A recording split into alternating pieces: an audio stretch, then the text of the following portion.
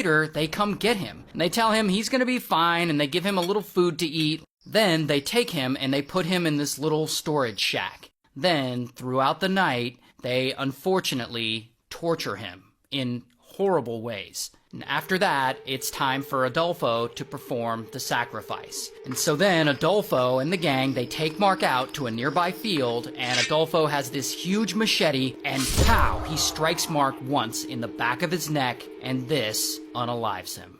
Then they remove his brain and his spinal column to use in their weird ritual, and they cut him up, and they bury him.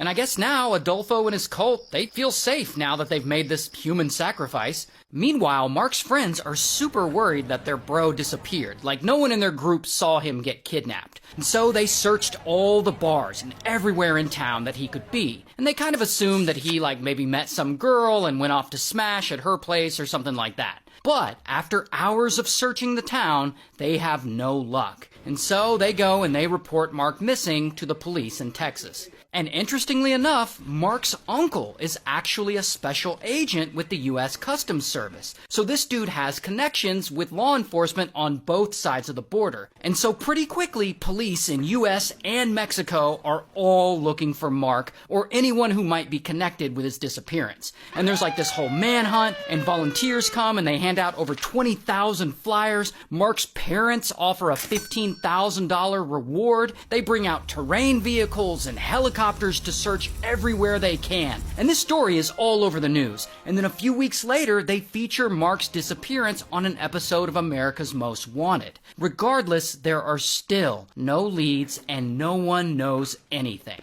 And of course, no one suspects Adolfo or his cult are involved at all. So I guess they got away with it. I guess their human sacrifice really did protect them from the police.